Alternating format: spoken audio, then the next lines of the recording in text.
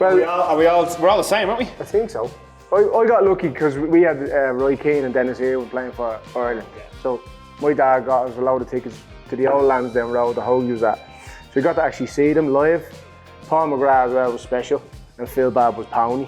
But the Roy Keane and Dennis Irwin were unbelievable. See this poor Phil Babb. So, Hashtag Phil Babb. Sorry, Phil. Do you remember he slid into the post? Right? Yeah!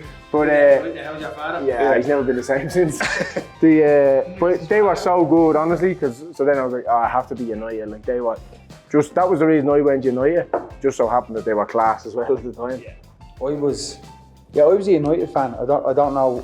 I think yeah, it was me. I think it was my communion, and United were on the TV. I was like, I like them.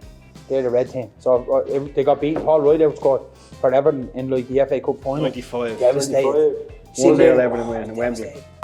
Cream suit, me communion, all my cards, counting all my monies. Crying because Man United got beaten by Paul Wright outscored. I was lucky. I followed Shells, like an Irish team, and went to all the games, and then ended up playing for them at like under 11, and went to watch the games on a Friday night. Got the bus down, and then my dad would collect me after the game, and that experience was like incredible. Yeah. Well, like there was like 3,000-4,000 people at the game shouting abuse at people. Yeah. I'm 11, being like, this is unbelievable. Shells were brilliant back then.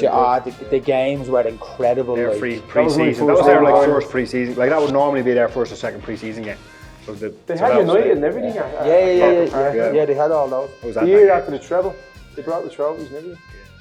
Yeah, Shells was my first Tolka. Tolka was my first one. I'm United as well, so it's just sort of, that's what I just said there. I think it's just because we're all similar in age. You know, half the eldest.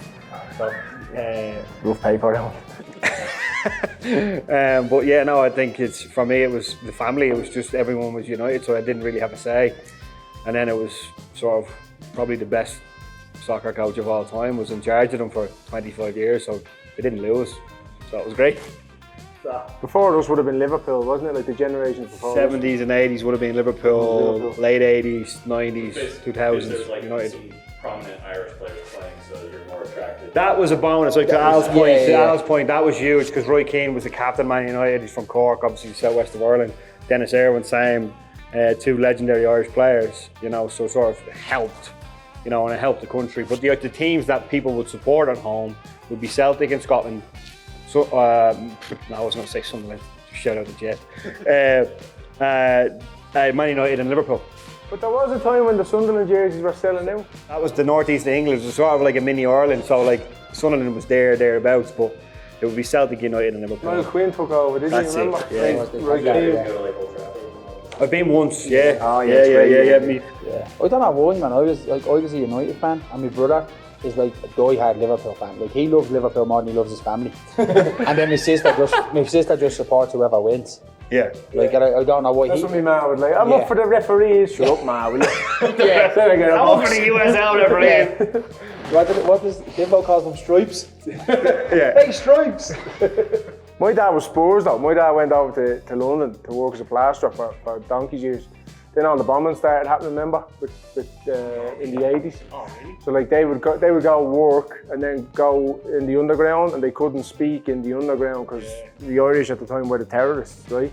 So then they'd go to Spurs, and they played for Enfield Town. They were non-league, or they were whatever the bottom division was of league football. They were playing at the time. They were living. Yeah. He was living there. He wasn't back and forth. No, he was living. They were living. Him and my ma. And then a few of my uncles went over, and they just basically worked everywhere. And then everyone was Spurs fans, so he came back a Spurs fan. I didn't know that already. Yeah, he loves it. And then my granddad, because my granddad worked for Holston Pills, who sponsored Spurs at the time. So when they came home and had me and my brother, my granddad used to get the tickets to go over to Tottenham. So they'd be in all the lounge and sitting all there, and my granddad used to get rubber drunk in the back. He'd be great. And my dad, like, where's he gone? He's in there full of whiskey with the players. Because he had the VIP pass, so he's in there with Clinton and everything's going fine. Yeah, he had to carry him home a few times. It was great. He was loving life. Doing the Klinsman when he's gone home. He couldn't even do that. That's how bad he was. But yeah, that's their Spurs. So my actually very first game in England to see was Spurs and United in Spurs, in the Spurs end. It was tough to not sing the songs. Again, going back to the fans were so good. They're sitting there going, I'm United, but these fans are brilliant. Yeah. This is Yeah, great. yeah, yeah. Songs are Yeah. good and they're real catchy and